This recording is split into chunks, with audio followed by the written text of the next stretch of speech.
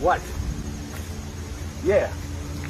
No, I'm behaving myself. No, I'm not playing in abandoned buildings. What?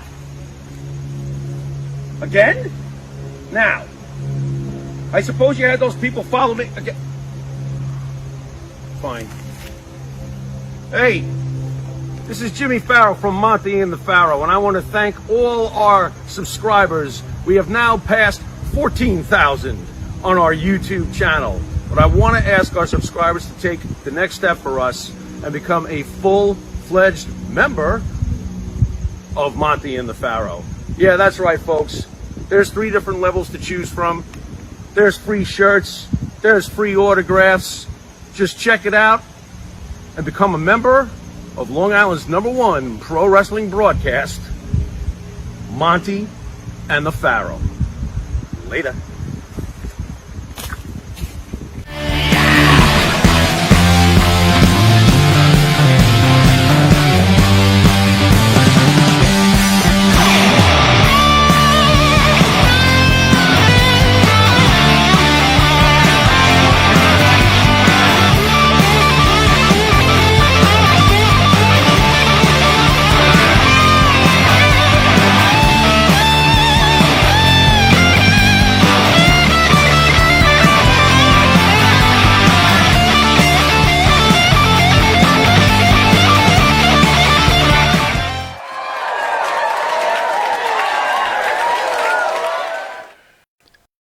All right, welcome back to Long Island's #1 pro wrestler broadcast, Monte the Pharaoh, where you just saw us with independent wrestler, right? Yeah. James Bonavia. Yeah. Pretty good interview, right? Dude, that guy was great. He was great, He was right? great. Awesome.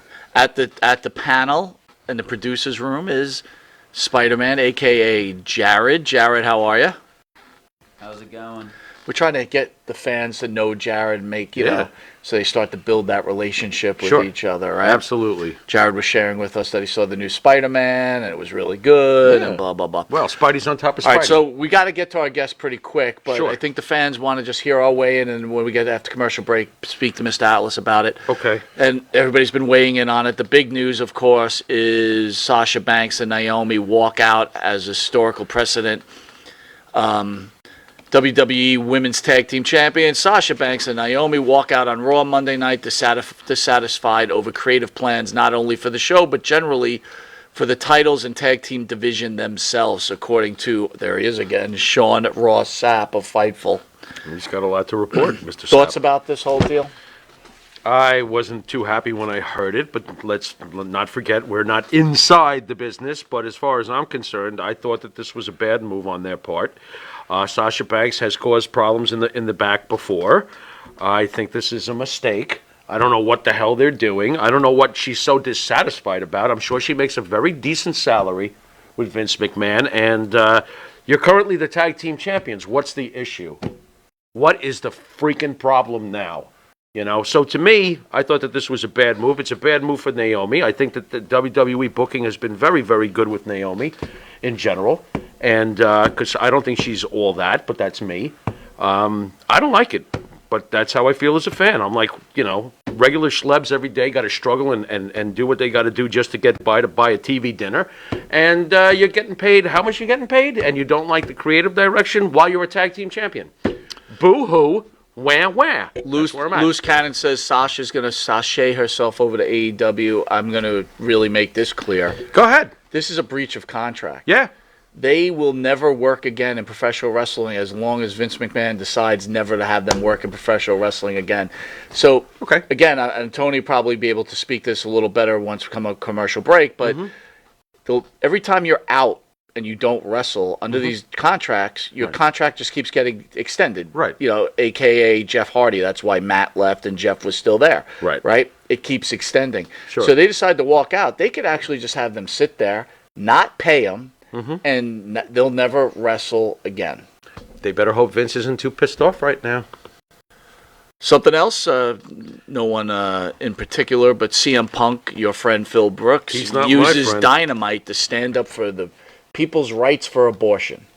Now CM Punk is this pro wrestling or like it's like going to a U2 concert? You got to listen to Bono, like, you know, do a spiel. Keep it out of it. Go wrestle. What is this crap? Phil, shut up already. I'm serious. Shut up, Phil. It's enough already. You said it right there, he's man. bitching constantly. Stop. Go wrestle. All right, that's the start of the show, Jesus. Mr. Jimmy Pharaoh. Where? Oh. Hey, how you doing? Jimmy Pharaoh's part of the band Wisteria Hall. Wisteria Hall could have their songs seen on YouTube. I'm all over the place. Spotify, Apple Music, and Reverb Nation. Catch their songs such as In My Dreams, This Life, and Not Far Behind. And if you didn't know who Jimmy Pharaoh's partner of Wisteria Hall was, it is Bart Griggs. I'm sorry I got knocked off script. That's there. okay. Bart, man! And if you didn't know it, you are watching Long Island's #1 pro wrestling broadcast, Monte and Pharaoh. Catch Monte and Pharaoh on the Monte and Pharaoh YouTube page, and Monte and Pharaoh Facebook Live page. Hear us on iHeartRadio, Spotify, Anchor.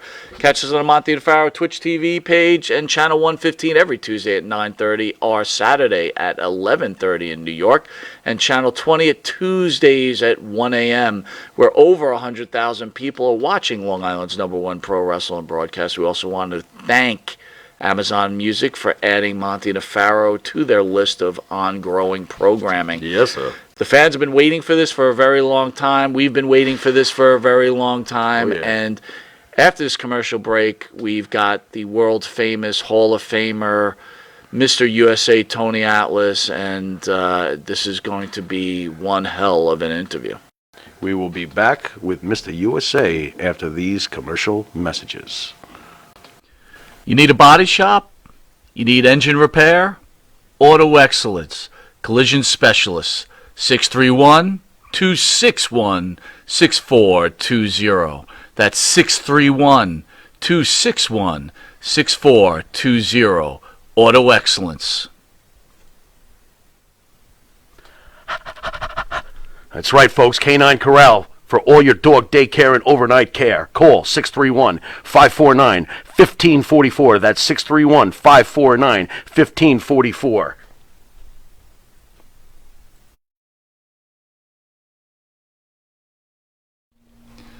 Jimmy, I gotta take a dump. What? No, I mean I need a dumpster. Well, for all those needs, you need to call Big V Dumpster Rental, Long Island, New York, 631-900-DUMP. All right, welcome back to Long Island's #1 pro wrestling broadcast. And before we get back to this Hall of Fame, I just want to read some comments. Jay Will says Naomi in the Funkadelics and George Murdoch Tyrus were very good on Fox News. Funkadelics, yeah, I remember that. Scott Cassius says Pharaoh versus CM Punk. Tony Greer says all the Pharaoh's power has gone to his head. What? Chris Lee says Bartman. What's up, Chris? Total Disaster says Monte and Pharaoh like to show off their fancy college education and expensive wardrobes. Here we go again. All right. So anyway, Mr. Tony Atlas, Hey, thank you for joining us. what's going on, everybody? Looking good there, T. You look good, brother. Is that it? Not bad for 100. Not bad for 100. No. For 100. But I was listening to y'all at the beginning of your commentary there about some of the stuff going on in the WWE. Mm-hmm. In the early 80s, Vince McMahon Sr. gave me the world. Captain Lou Albano came up to me and said, Tony, they're going to go all the way with you. All the way. The only person that could hurt Tony Atlas is Tony Atlas. Well, I had this girl down in Los Angeles, California. And I kept talking to her and kept talking to her. Fanny, I couldn't take no more. I hopped an airplane and I went to Los Angeles, California to be with this girl. I figured I'm a big star. They bring me back. And they did. That same night, we spoke to me and S.D. Jones. Rocky Johnson was not in the territory then. It was me and S.D. Jones, especially Libby Jones. And we just worked an angle with Saito and Mr. Fuji. And they was the WWE World Tag Team Champion at the time. Well, I got a little hair up my butt, and I decided I'm going to skip out on it. That was the same night that they were going to put the belt on me and S.D. Jones. And that was one of the reasons why I asked SD Jones to induct me in the Hall of Fame to pay him back because I always felt that I owe SD. And if y'all listen to SD Jones when he do my Hall of Fame introduction, he speaks on that. He said they kicked him to the curb and they put Rocky Johnson in his place, which is a true story.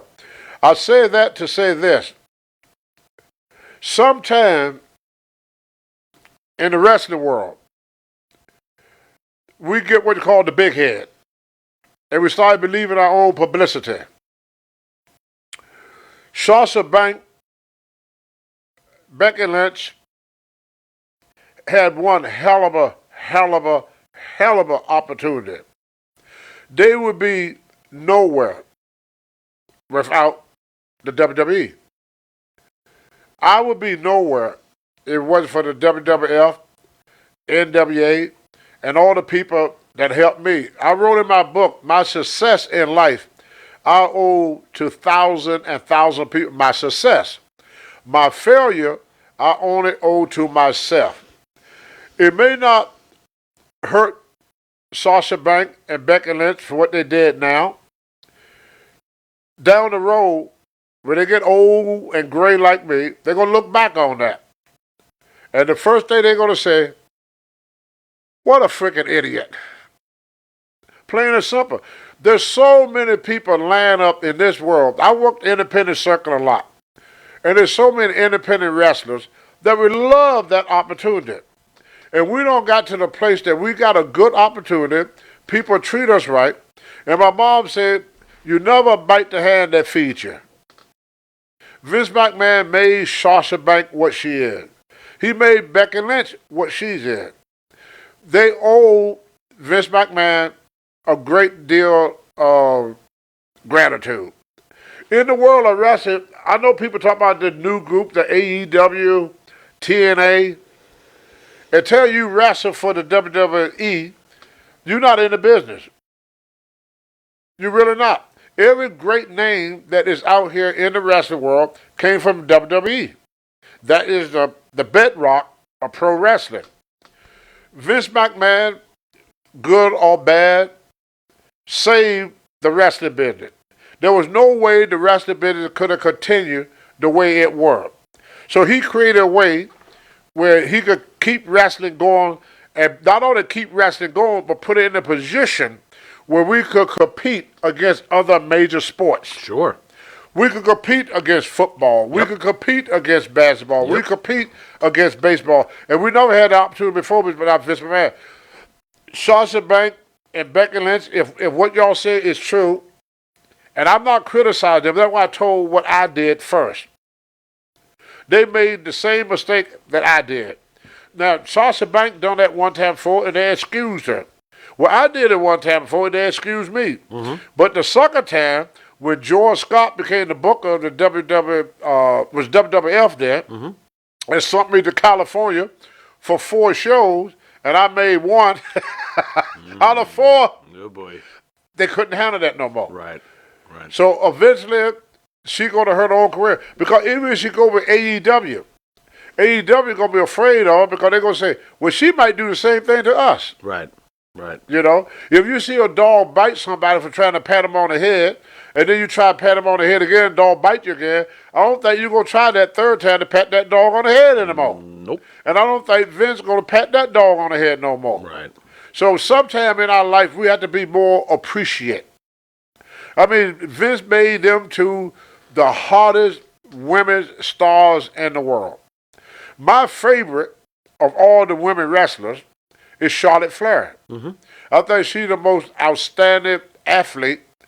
And I knew her father. I worked with her father. I always think that Ric Flair was one of the best entertaining wrestlers that I've ever seen in his heyday. I thought that Ric Flair was absolutely phenomenal in his heyday. Yep. And I think his daughter is a chip off the old block. Agreed. But for you to bite the hand that feeds you, eventually it'll come back around. Yep. And when you leave the WWF, you don't move up the ladder, you move down the ladder. Because it's the biggest, best organization in the world. How many female wrestlers out there you think would love to get that opportunity? Countless. Nobody in the WWE except for Vince McMahon and The Office is going to miss Becky Lynch. the fans will forget about her 1 month after she's gone. Because they love wrestling. And if you're not on stage, they're going to watch the wrestling. They're not going to stop watching Vince because Becky Lynch is not on the show. Here today, gone They tomorrow. didn't stop watching wrestling when Hogan was no longer part of the roster. When Stone Cold left, he was no part of the wrestling. People still watch wrestling. They like wrestling. So the only person that Becky Lynch and Sasha Banks is hurting is themselves. Self-inflicted wounds. Why do you think Naomi would have made this decision with Sasha? Naomi is, of course, in the family. She's married to an Uso. Like I said, you get the big head. I had the big head. You know, a lot of air been let out over the years, but I had the big head. You know, I thought the bubble would never burst. You started believing your own publicity. Now, and you forget, like Vince Jr., he probably don't remember this, but he told me something one time. It's funny now. At the time, was it funny? He said, Tony Atlas, your only problem was you forgot who owned the company. If somebody give you an opportunity to make a success in this world, whereas machine had took the place of a lot of human employment, and jobs are scarce, and prices are high. Gas is $4 a gallon. Rent is $12,000-$15,000 a year for rent. School is expensive. Everything, we live in inflation. Now think about how smart it is for a person to quit their job during an inflation. That ain't too smart. Not really, no. You know, people are struggling to make ends meet right now. And these folks got a job that well, you make a lot of money. Sasha Banks probably make more money in 1 month than I make in a year. Yep. And the most people make in a year, she make that in 1 month. She's on television. She don't have to get her hands dirty. In fact, when you look at the life of a wrestler, we work, actually physical work, not counting the traveling. The traveling is the bulk of our job. But when she's in the ring, she do 10 minutes in the ring. That makes thousands of dollars for 10 minutes of her time. Right. For minutes, not even an hour. Right. Ric Flair wrestled an hour before, but Sasha Banks never wrestled for a full hour. Ric Flair did it. Harley Race did it. Now, how many people in this world, Monte and Pharaoh fans, would love to have a job that would pay you thousands of dollars for minutes of your time? Sell your merchandise and give you a royalty check afterwards. Right. Put you on television, put you in movies, and make you a household name. And then you turn around and say, up yours, buddy. Yep. I done that. Sounds like somebody I made a suffer mistake. for it now. Yep. You know, Yep. I didn't think much of it at the time. Yep. But now when I look back on it, Understood. Tony Atlas, well, I ain't changed that much. I changed a little bit, but not that much. Tony Atlas was dumber than well shit. So, Tony, no stranger to you. We just mentioned CM Punk also, who's now in AEW. He's now starting to use... You're political. We talk about politics all the time. Yeah. But how do you feel about a wrestler coming out against abortion wearing a T-shirt during a wrestling program? event?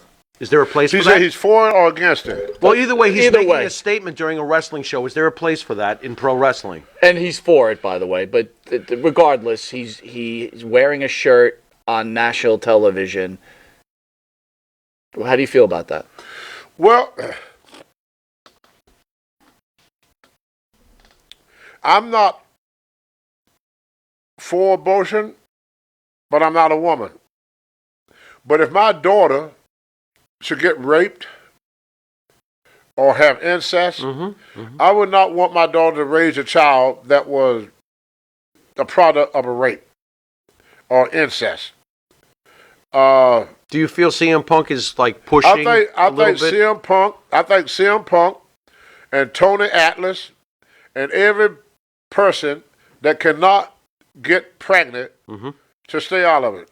I think that they should do a thing where all the women vote on it, and in between her and God. Like I said, if I was a woman, I wouldn't do it. My mother had 9 kids.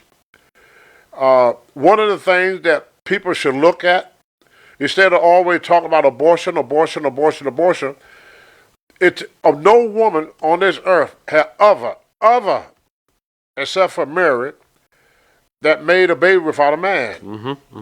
So the man is just as much involved in that child life. And most times the woman that get the abortion, the man the one that pays for it.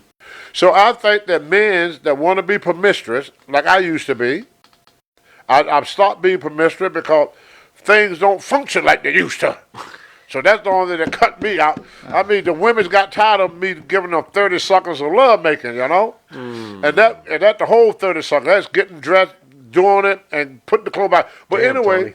Damn, I Tony. think men should concentrate more that they should promote vasectomy. Because the vasectomy is short, it's easy, you can do all you want to do, and it's reversible. Even with a woman having a baby, she's taking a risk of hurting herself. Right. And if she have a child, she's taking a risk of hurting herself. So if more men would think on the term of getting a vasectomy, if you want to be promiscuous, or use a condom. But I'm for one, I would not want my daughter to be aborted, and I would not want my child to be aborted. If the woman don't want my child, give it to me. I raise it. But I like to say, I'm not a woman, and I think it's more that the women of America should get together and make a decision on what they think that should be. Very interesting. For CM Punk or Tony Atlas or any man to talk about what a woman should do with her body. Yeah. You know, after a while, you're going to tell a woman she can't drink milk on a Sunday. By the way, Donna Barber says Sasha Banks will make a lot more money when OnlyFans comes knocking on her door. OnlyFans.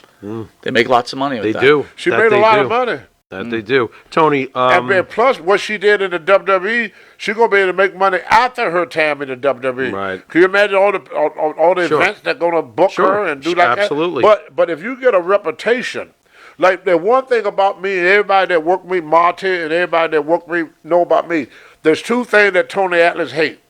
I hate being late. I hate missing a show. If Monty was going to book me, I'm going to call Monty every day so I get all the information I need because I don't want to mess him up. He put a lot of time, effort, and money in the Monte and Pharaoh broadcast. And I feel that it's an absolute honor. It's an honor for me, Tommy Wildfire Rich, or any wrestler to get this opportunity to be on the Monte and Pharaoh show. thank you, Tony. Thank you. You know, Monte, Appreciate you guys are keeping us guys alive. People would never got to hear the Tommy Wildfire Rich story if Monte have not brought him here. You know, I sat and listened to the story, and it really impressed me. I don't want with Monte. Remember the time you had Mr. Hughes, Okay. and he would tell the story about what he did with the glasses, how they kept fogging up, they kept falling off his head, and then he fixed it so they wouldn't fall off it. That was the most interesting story I ever heard in my life. Right.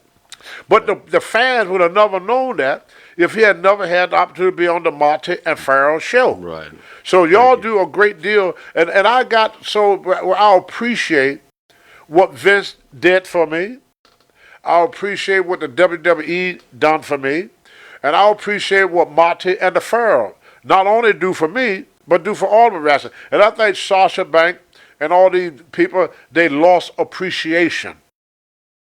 Here's someone has a lost appreciation. Rally Wellborn says, Tony actually helped in helping save my life. Who said that? This is Rally Wellborn. He says, Tony actually helped in helping save my life. Thank you, Tony. God bless you, sir. Well, and thank you, Monte the Pharaoh. hey, There you go. that's fantastic. Tony, unfortunately. Because that happened for me. You know, my wife saved my life when she got me off the drugs, got me out of the street. And then Vince McMahon saved my life when he brought me back as Saba Simba. It gave me the opportunity to save some money, to go back to school, get my education, to become a personal trainer. So I owe a great deal to my wife, Monica, and I owe a great deal to Vince McMahon Jr. Because, you know, right now, I'm becoming more and more appreciative of things because things don't come to me that often anymore. Understood. So when I do get, in order for me to appreciate what I had to lose it. Understood. Once you lose it, what the old saying, you don't miss your water until your well run dry. Well, Tony, recently. I saw another thing. I want to say this real quick. I know Sure. y'all got other things to talk about. Sure. I saw a lot of stuff about Ted DiBiase. Now, I don't know much about his business affair, but I was in the Toronto Comic Con. It's probably about, maybe 15 years ago, where the promoter screwed us. He took the money, he took off. He left me stranded. I didn't have money to get back home, didn't have a plane ticket because he gave me a one-way ticket, told me to give me the other half when I get there. That's why I like to have everything if I go somewhere. You know, I want to have my hotel, I want to have this, I want to have that before I take off. My round trip ticket before I take off because I got screwed by trusted people. And I trust this guy. Now I'm stranded in Toronto. When Ted DiBiase walked up to me and he said, Tony, what happened? So I told him what happened. He said, you got money to get home? And I said, no. So he get on his phone. He make reservation for me. He come back. He gave me the money for the plane ticket. He said, now here, he asked another guy, said, can you take Tony to the Buffalo airport, Buffalo, New York, from Toronto? The guy said, yes. He said, I need gas money. Ted gave him money for gas. There was a lady that drove us around during the time we was in Toronto. She used her heating oil money for gas. She got screwed. Ted paid her. Now, there may be some stuff. I hear some people talk on Hannibal about Ted calling him names and all this and that stuff. I can't say nothing bad about him. You know, I don't know what his business practice was, but that day, he saved me. He helped me. There was nobody there that gave a red ass about me. All the other wrestlers said, oh, I'm sorry to hear that, Tony. Oh, I'm sorry to hear that, Tony. Ted didn't say, I'm sorry to hear that, Tony. He gave me money to get a ticket home. And that's the one thing that I always remember about him. Now, none of us are perfect. I mean, I have did a lot of bad stuff in my life. I try my best not to do these things no more. I try to learn from my mistake. But I can't talk bad about a person that helped me, no matter what they did to someone else. Now, probably what he did probably was not the best thing in the world, if it's true. Right. But I don't know. I wasn't there. Right. But I just want to say that little bit about Ted before y'all moved on. Fair enough. Fair enough. Unfortunately, since the last time we've seen you here in the studio with us, and you did work with the man for several years. Sir, you need to speak up. Dan I Marotti. can't hear a word you say. I'm old. He's old. Hey, Tony. Yes. I can't shout this question. This is a serious question. I'm trying to be somber here. Hey. Oh, never mind. Any thoughts on the passing of Dan Marotti from Boston Wrestling, Tony? Well, as y'all well know, me and Dan, we did not leave on good terms. I think what Dan did to me was uncalled for. But in the Bible it says, forgive and forget. The reason that God tells us that, because when you forget, until you forget, it keep hurting you. So in order for me to heal my pain, I had to erase him from my mind. I came to the Monte and Pharaoh show, and I expressed myself and how I felt about what he was doing. And to me, it was over. But I do feel not happy about his passing. You know, because he never got a chance to redeem himself. Not that I would have worked for him again, because I was done with him. I would not have worked for him, but I'm not happy with his passing. Let's put it that way. You know, I'm kind of sad that such a young man had to leave so early, before he grew up to learn how to appreciate what he had and be more respectable towards others. Like, he started attacking you guys because y'all was trying to help me, which I felt was wrong. Okay. I mean, neither one of y'all ever did anything to Dan Morello. There was no reason for Dan to attack Monte or to attack the Pharaoh. Well, y'all never did nothing to him. But we all make our own bed, and we the one that had to lie in it. He made his bed. He left out of here not a very likable person. So I kind of sad that he didn't stay around long enough to grow up, to be appreciative of the position he had, and be more appreciative of the guests that travel and work with him. You know what broke up our relationship was over $100. $100. Yeah. Yeah. Is there When any- COVID hit, my prices on rental cars went up. I told Dan I can't afford Okay. to pay that much for a rental car. Okay. I said, just throw me $100 for the rental car. Didn't want to do it. He felt that I owe him something. You know, and like I said, I'm sad about his passing. I'll be sad if anybody pass. Regardless if I like them or not. Because life is precious. Because when you lose your life, you lose everything. Mm-hmm. Yeah. You lose everything. And I'm sure he had family and people that loved him and cared about him. And it's the ones we leave behind that it hurt the most. The ones we leave behind, like something happened to me, the people that going to get hurt the most going to be my wife, my kids and my grandkids. They're going to be hurt the most. There'll be some fans hurt, but not as much as my wife. How about the real Dan Marotti, though? Of course, the fans, and he had plenty of them with Boston Wrestling, they see the Dan Marotti on the presentation. What was he like in real life to you? I mean, did he change over the years? I mean, who was the real Dan Marotti to Tony Atlas? He put him in the same category as Sasha Banks. Sometimes we lose appreciation. It's kind of like your mom. She feeds you, clothed you, raised you, gave birth. You grow up and you start disrespecting her. And that's pretty much Sasha Banks, Becky Lynch, and Dan Marotti, and Tony Atlas fell in the same boat. We was raised, nurtured, and taken care of. And then we turned on our parents. The ones that did the most for us is the ones that we turn on the most. Because who done more from Sasha Banks than Vince? Who? Can't think of anyone. And the Who business traveled level, more and the to business Dan level. Marella's show and did more for Dan Marella than me? Understood. And I tried to make it reasonable for him. I mean, I didn't try to price gouge him or anything. I tried to work for the lowest possible price. And I do that with a lot of people that work with me. I just want to make enough money where I don't feel stupid at the end of it, but I don't want to put you in the poorhouse doing it. That's just how I do business. And people that work with me, I negotiate a price with them that is reasonable, that I think. I don't ask people to pay extra stuff. Like when I travel, I pay for my own gas, I pay for my own rental car. I don't ask the promoter, well, I want this, plus you got to pay for my rental car, plus you got to pay for this, plus you got to pay. I don't do all that to people. Because then I'm not,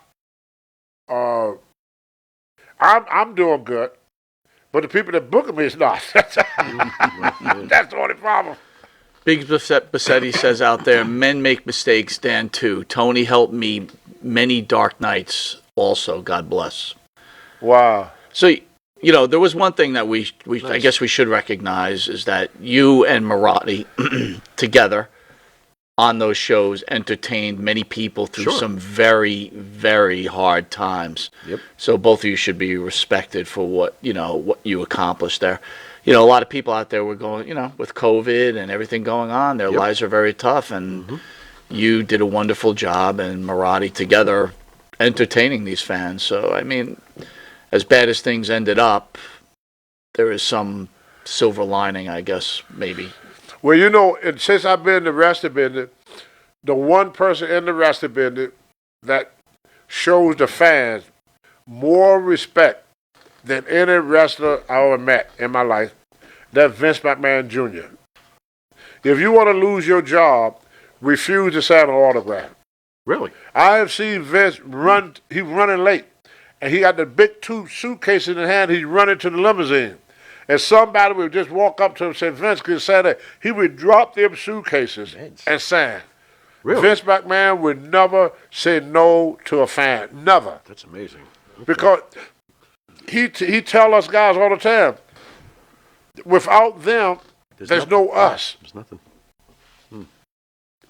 That's why he called it the wrestling universe. He didn't like the idea of calling them fans because a fan is like a follower. He said the wrestling universe, he said that make the people feel more a part of it.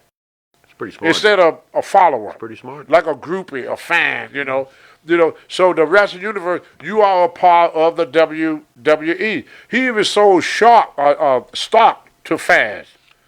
You take $10 and buy a WWE stock. That 10 years now growing to $50,000. And it started at 5. So he always catering to the fans, and more so than the wrestlers, which is what made him great. And I think the fans appreciate his appreciation of them. So, Young Rock, the Tony Atlas character, has finally appeared, season 2. Now, again, we've known you for a long time, and we've met other wrestlers and heard different stories, so I'm sure, or I'm not sure, that the show exaggerates situations, but one of the major storylines in the Young Rock is the jealousy of Rocky Johnson of Tony Atlas. Would that be accurate? Yes. I was told that by Chief J. Strongbow. When Vince Sr. was going to team us up together, Chief went to Vince and said, do not put Tony with Rocket. He going to destroy that kid. Put Tony back with SD. But Senior said, yeah, but look how good they look together. But see, people don't realize Rocky would start in the business in the 60s. I started in the 70s. And my mother said, never judge a person until you walk a mile in their shoes. And I sat here and I watched the program, and I said, I wonder how I would have felt if the table was turned. That I have been in the business for 10 years. Here this young kid that only been in the business to half the time I've been in the business, and he's getting all the breaks. If you got to realize, Rocky never had a big break until they teamed him up with me. I had big breaks in Georgia, Charlotte, many places. This was Rocky for all the years he been in his business. And this is a true story here. If SD was lying, he'd tell you the same thing. He called Vince Sr. earlier when I was there. He wanted to come in. And Vince Sr. told him, well, I got Tony Atlas and I got SD Jones. If one of them should leave, you could take their place. Well, of course, I left. So Rocky took my place. My first night back, Vince Sr. come to me. He asked me this. He said, well, I got Rocky now. I go, yes, sir. He said, do you want him to stay? He said, if you want me to get rid of him, I get rid of him. That's what Vince Sr. said to me. Okay. I said, oh, no. I said, I don't want nobody to lose their job. And Vince said, oh, great, because we were thinking about making you tag team partners. That's when Chief told him what I just told y'all. He said, don't put Tony with Rock. He's going to mess him up. Sure enough, my first night back from AWA, Vern Gardner, my first night, Vince told, back up. I just got back from L.A., Los Angeles. Sorry, guys. I got so much stuff that sometimes I get confused because I'm stupid like that. But anyway, I just got back from L.A., and Vince said, do you want to go back to Los Angeles and get your car? Rocky said, hey, we're going to be tag team partner. He don't need to go back and get his car. He could ride with me. Plus, I got 2 cars. He could use one of me. He said, oh, great. Thank you, Rocky. So I rode from back to New Haven, Connecticut with Rocky Johnson. Rocky dropped off at the hotel. And the next day, we were supposed to be in Hartford. He said, I'll pick you up at 4 o'clock, kid. He says, it's about an hour drive. He said, but I like to get there a little bit early. We're going to stop at Church and Chicken, get some chicken. I said, oh, great, Rocket, great. 4 o'clock come around, no rocket. 5 o'clock come around, no rocket. Finally, at 6 o'clock, I called Vince and went, get a cab. I jumped in the cab. I took a cab from New Haven all the way to Hartford, Connecticut. Cost me $270-some bucks.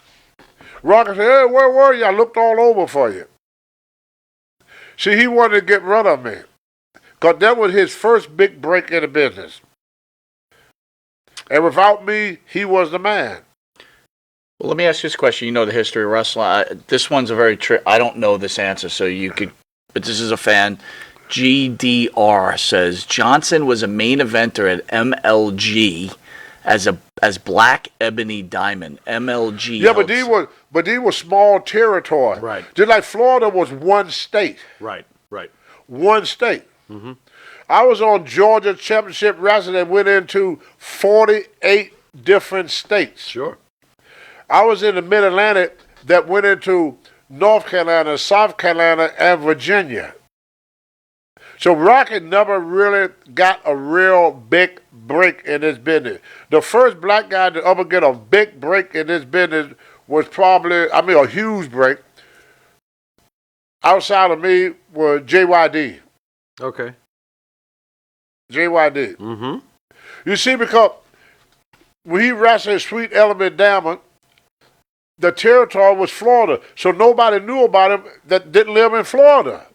You go to Georgia, they didn't know who he were. You go to California, they didn't know who he were. But they knew who I were before I got there because of Georgia chapter TBS. I was on the first cable, wrestling cable show. Right. Went into 40. The only states that it didn't go into was Alaska and Hawaii. That's the only place that people didn't know Tony Atlas. That's why when Vince brought me in, he didn't have to promote me. He never had to promote me because of Georgia. Same thing with Tommy Wildfire Rich. Tommy never really wrestled nowhere but Georgia, but everybody know him because Georgia Championship Wrestling TBS at that time went everywhere. So Dusty Rhodes, Terry Funk, a lot of guys would come from other territories just to work on that TV so they could get more popular. Bruiser Brody, God bless his soul, before he passed away, he said, Tony, people know me in Japan, people know me in Minneapolis and New York. They may know me a little bit in Japan and Puerto Rico. He said, but you known in more places than I'm known because of that television. So I know Rocky wrestling in other territories, they made him champion and stuff. But what I mean by a big break, where you're on a big scale, and that the largest territory during that time was AWA, WWWF, and Mid-Atlantic. There was the biggest. That was it. Vern Gagne territory went from Minneapolis all the way to California. See? So you were a champion in AWA. You was known in many states because they went. Like me and Jumping Jim Bronzell, we wrestled the War Warrior at the Showboat in Las Vegas. That was all part of AWA territory. But all the Rocky worked small territories. This was the first big territory. He never worked Mid-Atlantic. Not on top. And that was, about the third biggest. AWA, he never made a big splash in AWA. So that was the first time he was in what I call a big territory. Bigger. Sure. If you worked for WWE back in the day, all your magazine came out of New York. Bill After, George Napolitano. Yep. They was all New York guy. Read 'em So all. in order to get on the cover of the magazine, you got to wrestle in New York. Right. Or Mid-Atlantic. Something like that. That's why Dusty Rhodes and them traveled to different territory so they could get more popular. Tony, you obviously traveled the world, and as we know, of course, you wrestled in Puerto Rico. You mentioned Bruiser Brody before, so I have to ask you this because I've always wondered, and please don't assault the questioner, but Dutch Mantel's role in all of this, it bothers me. Can you tell me your gut read or your what does your heart say? Was Dutch Mantel involved in any aspect of Bruiser Brody's brutal and unjust murder in any way? I doubt it. You doubt it. I Please really explain. doubt that, yeah. Please explain. Why?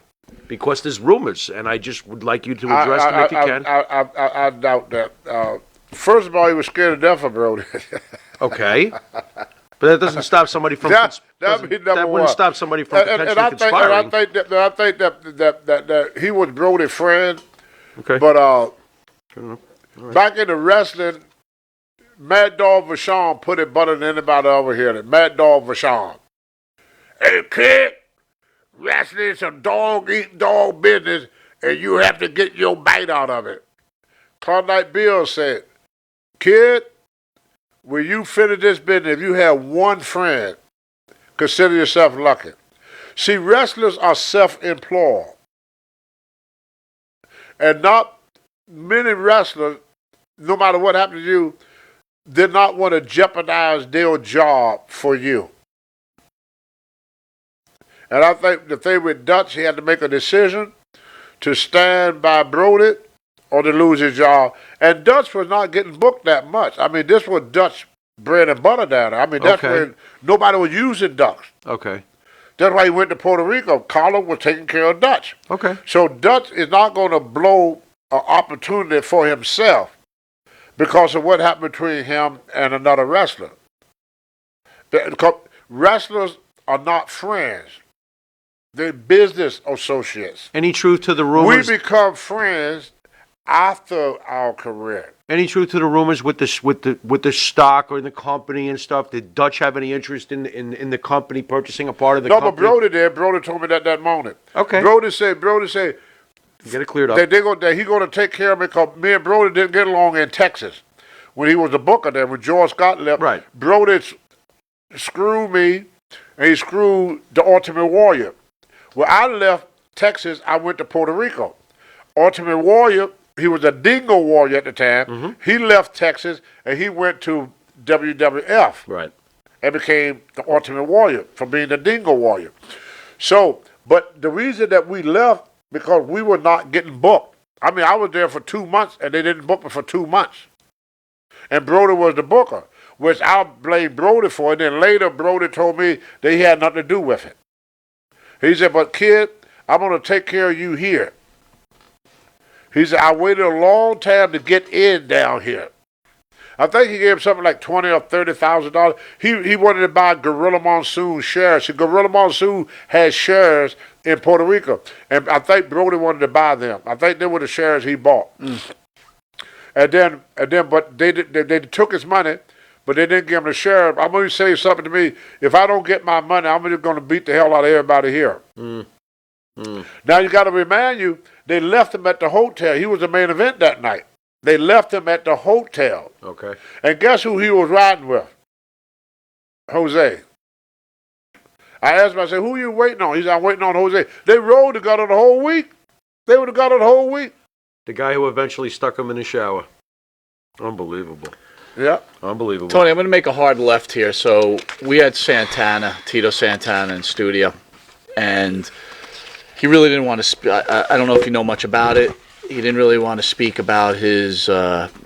He has a daughter that came out of the woodwork and wanted to announce that she was Tito Santana's daughter, child. Mm-hmm. And supposedly what I'm reading, there's some accusations of forcible sexual assault and blah, blah, blah. You've been around. Can you share with me your thoughts on this situation and, you know, how hard it is for a wrestler? I think the best thing for her to do, if she is his daughter, for them to do a DNA. She did a DNA and supposedly it's accurate. She is his daughter? Yes. Well, my father left my mother with 9 kids. And my mother had to raise 9 kids by herself. For 10 years, when I was involved with drugs, I neglected my daughter. Luckily for me, from age 4 to age 14, I neglected my daughter. Then when she was 14, I got a hold of her, I found her, and we mended our relationship. And now my daughter loved me to death because I stood up as a man. A lot of us men, we make babies. We don't want to take care of them. Mm. I don't know much about Tito's private life. I could consider Tito as one of my best friends, and I don't want to say nothing wrong about him. Sure. But if he is her father, he should step up to the plate. I was in Georgia in 2008, and this girl named Mickey, she said that she got a daughter by me. I've been wanting to do a DNA test for years. I just don't have the money to do it. Because I would like to know if she is my daughter. But it was 28 years later. And then she raised the girl to believe that somebody else was her father. And then finally she said, no, your real father is Tonette. Her name is Mickey. She lives in Atlanta, Georgia. And one day, when I get enough money, I'm going to do a DNA to see if that's my daughter. And if she is my daughter, I'm going to step up to the plate. So I tell Tito as a friend, if she is your daughter, step up to the plate. Don't do that girl like that. I mean, don't ignore her. Don't kick her to the curb. Because that'll come back to haunt you. If it's true. But like you said, she took the DNA, and the DNA says she is. That's a tough one. And I don't want to talk bad about Tito because I love Tito to death. Tito been a friend of mine for a long time. He helped me out a lot. And it's kind of surprised that I would hear that Tito would walk out on his daughter. It's hard to believe. Hard to believe. Biggs Bassetti out there says Jenny Santana never came out with any of this until her husband left her with a bunch of kids, and all of a sudden she was a Santana. Interesting. Wow. Okay. So like I said, I'm the last person on this planet to criticize anybody because I don't think there's nobody out here screwed up more than I did. Because when you look, Stephanie McMahon tickled me one day.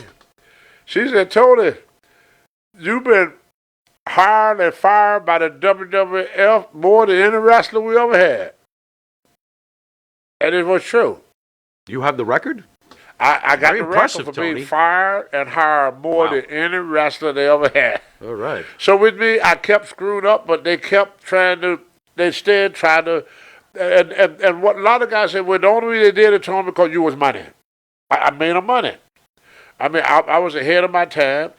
There was no muscle man that wrestled back in them days that could move and do things. Most muscle men, they did a strongman act. They didn't wrestle. They didn't throw drop kicks. I don't think anybody ever seen Alvin Puskett or Superstar Billy Graham throw a drop kick. But Tony Atlas did. Now, Bobby Lashley, I think he's outstanding. He's pretty fantastic.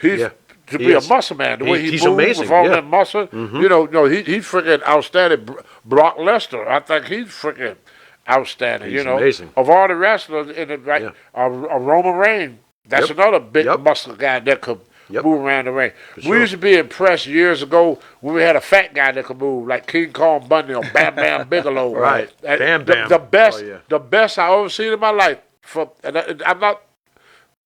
I don't want to say fat because today is not a good word to call people obese. Okay. What is it? Large. Overweight? How about large? Heavy person. Heavy. That's a good word. Okay. And y'all got to look him up one day.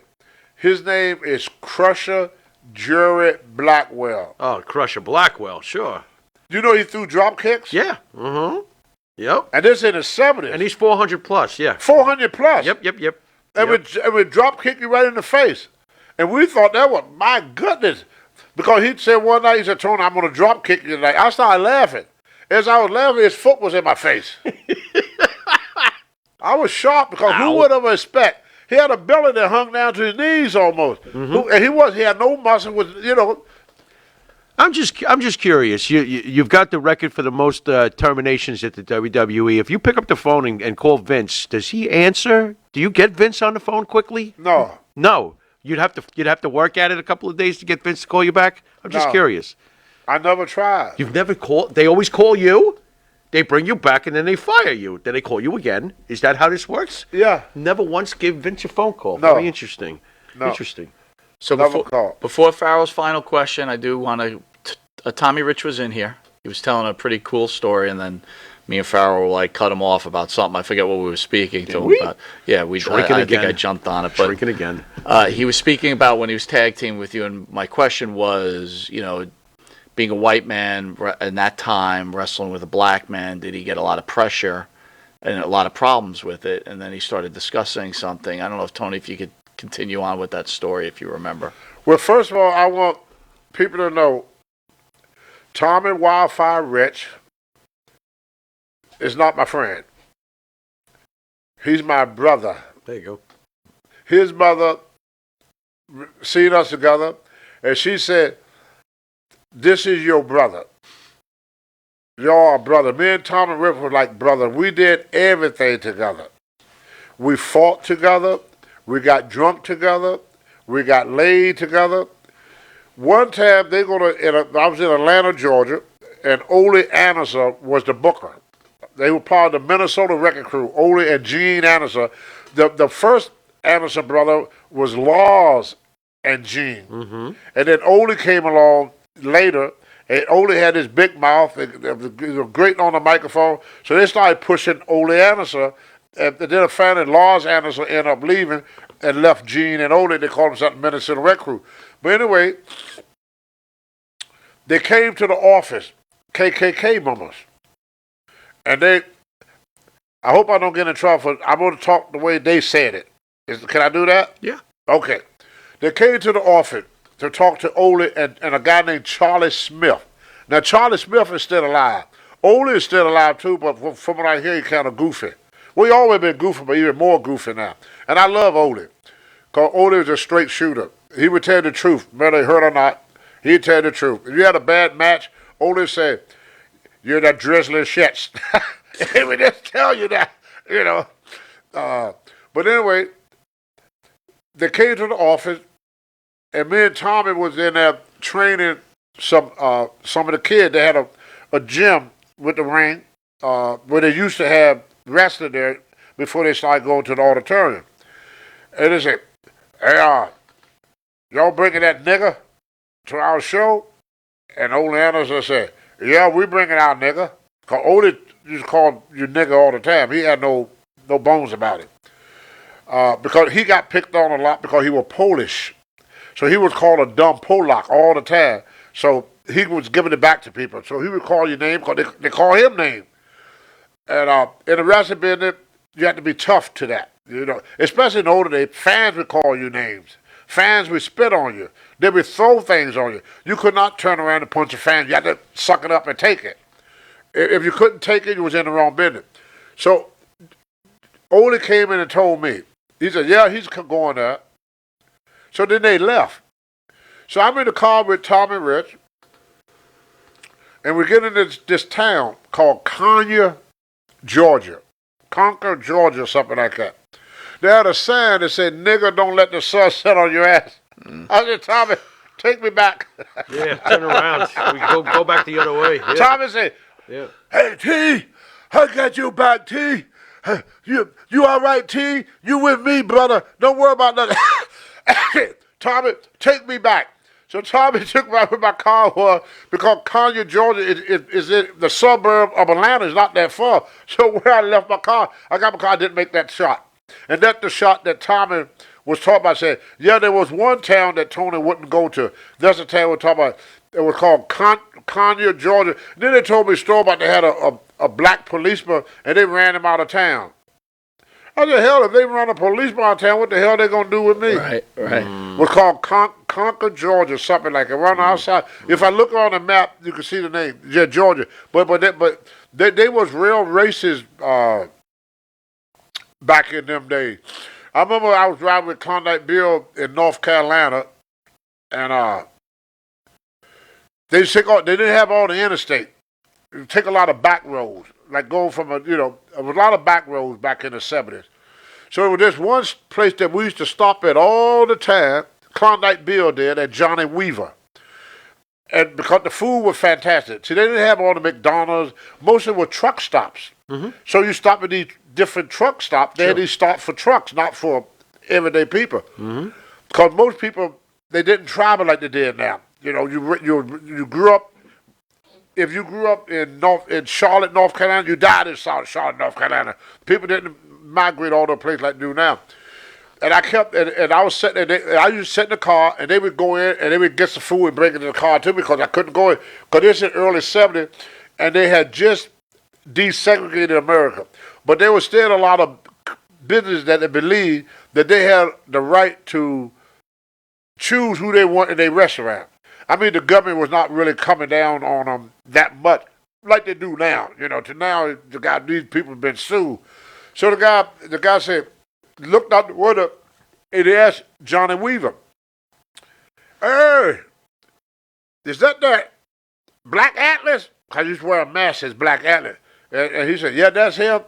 He said, "Boy, that boy got some muscle, don't it?" This is what Johnny is telling me. And he said, "Yeah." He said, "Boy, I never saw a man built like him." He said, "I'd like to meet him." So Klondike said, "Oh, I go get him." So Klondike Bill got up, walked out to the car, said, "Tony, they want the owner want to see you." So I go in, we take pictures together, had the old Polaroid cameras there. He said, "Go put that on the wall, take pictures together and everything." And I said, "What does that smell?" He said, "That's my chili." He had the best chili in North Carolina, South Carolina, Virginia, this side of the Mason-Dixon land. You never gonna find any better chili than my chili. So I said, "Wow." So I figured I took pictures with him. I got invited in the store.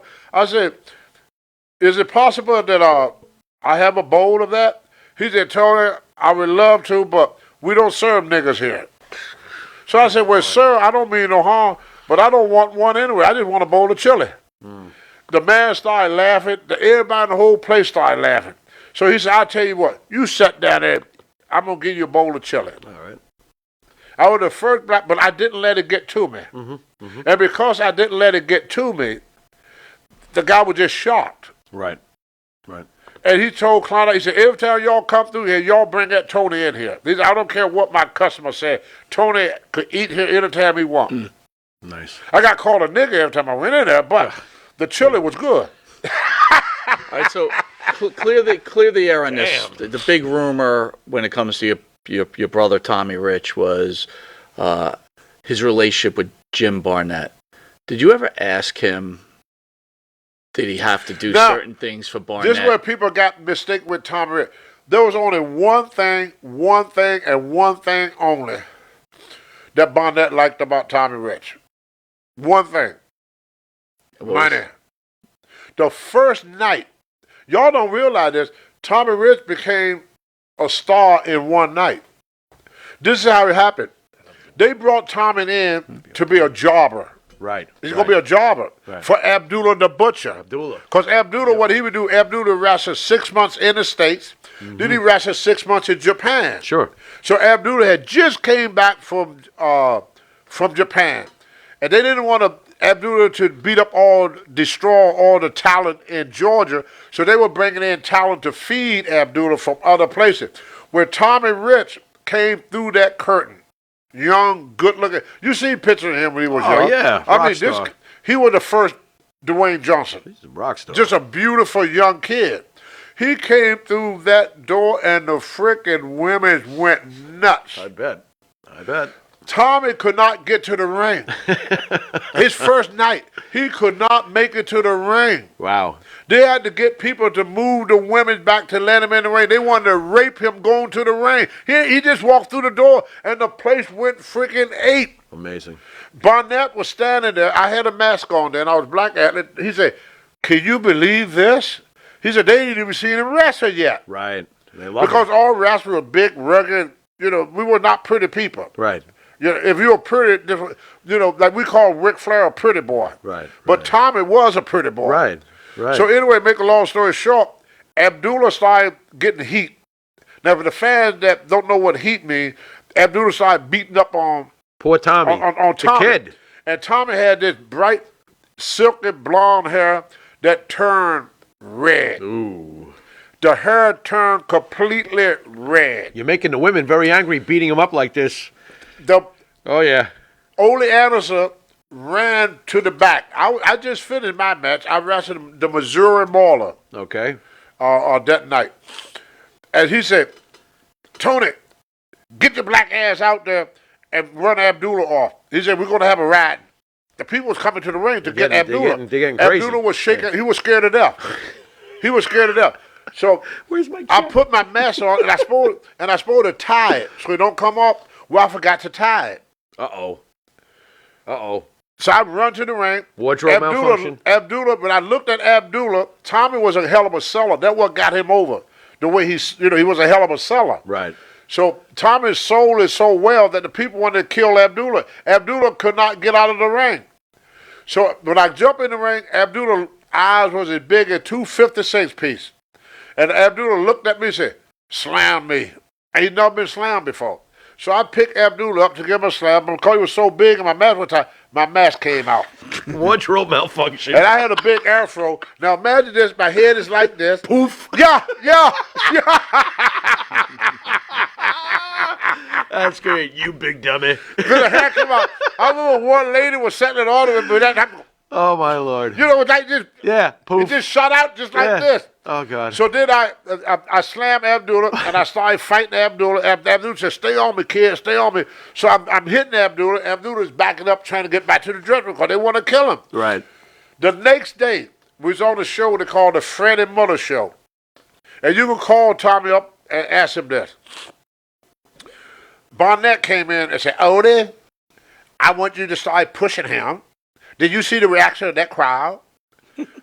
He said, "I want you to push him." And Odie didn't like him because Tommy didn't have the big muscles. Right. He was skinny back then. Yeah, You know, sure. He didn't have. He had good legs. He always had good legs. He was in But shape, but he wasn't jacked. Right. He wasn't. But his upper body was thin. not strong looking. Right. But he had good legs. Okay. You know, he always had big, strong looking legs. So he said, "Odie, I want you to start using him." And Odie said, "Well, look at him. He got no muscle, got no chest, flat chest and that." He said, "Well, just put him with Tony Atlas. See, I think they do good together." So he put him with me. So I'm on TV. Odie said, "You got to get him over. You got to get him over with the fan." And I said, "This is my friend Tommy Rich. He don't have 22-inch bicep. He don't have a 50-inch chest. He can't bench press 500 pounds. But what Tommy got is fire. Nice. He got a lot of fire. Nice. He's like a wildfire. He boy. burned up that ring. He's like a wildfire." Cha-ching. The next day, we go in the ring together, and I've been there for about a year and a half, longer than Tommy. And everybody started hollering, "Wildfire, wildfire." I gave him that name by accident. Unbelievable. Man. You need royalties. Yeah, really. All right, we're almost done, Tony. I want to thank you for joining us. As always a pleasure to have you. Send us out with that story about Greg Valentine, Pharaoh's favorite. And What was that now?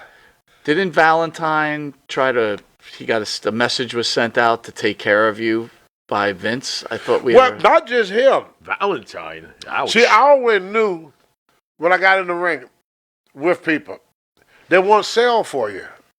So you had to take it. See, Vince told me this, because he was pissed at me. He said, "I can't use you on bottom because you're too good. Right. And I can't use you on top. Because? You're too good to be on bottom, but I can't use you on top." There was no because for the on top? So what Vince liked to do with people, he liked to, in the olden days, not now, but in the olden days, they would beat you up before you leave. That what happened with Ernie Ladd and the Briscoe. They tried to beat up Ernie Ladd, but Ernie Ladd ended up beating them up.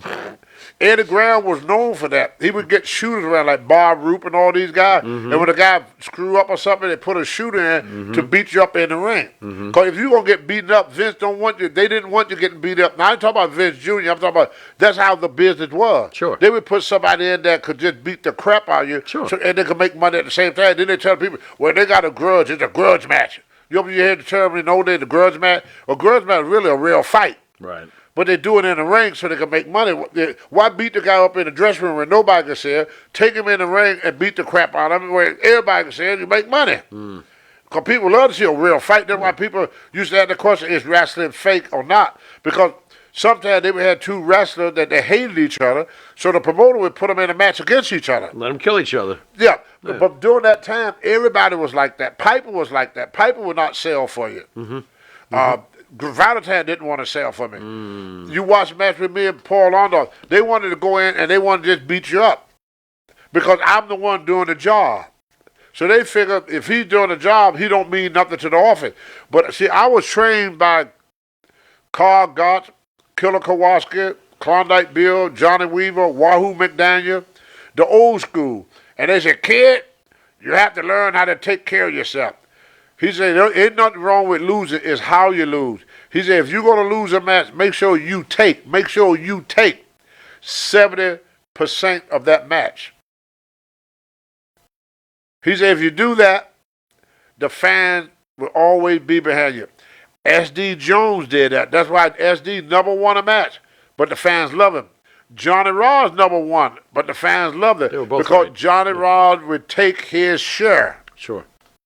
You may beat Johnny, but Johnny gonna take at least 70% of that match.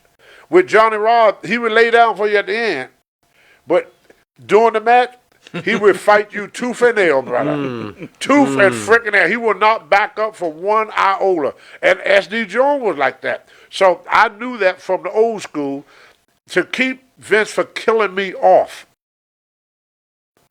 There's a match y'all got to show where I wrestled Adrian Adonis in Madison Square Garden. Mm-hmm. At the end of the match, I put Adrian Adonis over. You can hear every audience at Madison Square Garden saying these words: bullshit, bullshit, Got the chance, bullshit. huh? Got the chance. Okay. But I made myself look so good that when I lost, it looked fake. Right. That's why Vince had to get rid of me. Tony, I gotta ask this. He couldn't beat me in the ring. I gotta ask this just for the hell of it. I mean, He tried to get Bundy to beat me up. And I remember going back to the dressing room to thank Bundy for the match. And Bundy said, Tony Atlas, bench pressed 600 pounds. When I was a rookie, he pressed me over his head. Yeah. He pressed 300-pound men over his head. Yeah. He's a state wrestling champion, Yeah. Golden Glove boxing champion. He said, I'm a worker, Vince, not a shooter. There He said, go. you want somebody to shoot with Tony Atlas? There you go. You go and get somebody that been in the Olympics. So is it safe to say that if Valentine followed instructions and you guys are going at it for real, this is not going to turn out well for my favorite? I wasn't going to give him nothing. He wasn't giving me nothing. It would have been a I hell was of a fight Saba then. Okay. That's when I was Saba Simba. Right. But because he was tag team and doing real good with the Honky Tonk Man. Remember they had that tag The team? Rhythm and Blues. Rhythm team? Blues. Oh yeah. He was like on top, Right. and I was Vince. And this was them. After I left AWA, and so Vince brought me back to kill me off, to jar me out. Uh-huh. I never won a match that whole for 2 years. I lost for 2 So years. he's sending black-haired Valentine after you. That's not the same anyway. That's not the same anyway. Sending the black-haired Valentine. Wasn't he have black hair when he was in Rhythm and Blues? Yeah, black Yeah, hair, it's not the yeah, same. him- It's not the same. Yep. He was with him and the Honky Tonk, and they was pushing Ted DiBiase. So they had a whole new crew. So all of us old guys, that's why Rocky never went back, because Rocky Johnson, they started jobbing us out after we lost the belt. Sure. So Rocky in Madison Square Garden, when we left, Rocky walked up to, and The Rock brought that up. Was mad at his dad for leaving. Because remember, Rocky was not in WrestleMania 2, and I was. So I remember The Rock brought that up in the program and said, yeah, you could have been in WrestleMania right. 2 with Tony Atlas. Right. Well, what Rocky did, he told Vince, you are not going to make a jobber out of me like you did S.D. Jones, and he walked out. Well, with that, Tony, want to thank the fans for joining us. Want to thank you for joining us. Thanks, thank you Tony. for Well, answering thank you, all these Monte. questions. And Pharaoh, you want to send us out? You've been watching Monte and the Pharaoh with the Whoa, legendary... say, can I was hoping I could get through it before we started singing. see Doesn't look like it. by the dawn early light what so proudly we hailed at the twilight last gleaming, whoso stripes and bright star through the peril of dawn was so proudly we that our flag was still there. Oh, Satan's star-spangled banner, yea, wave from the land of the free. Oh, he's holding And the home of the brave. Be proud of who we are, Americans. And there you have it, folks. God bless my underwear. See you next week. Later.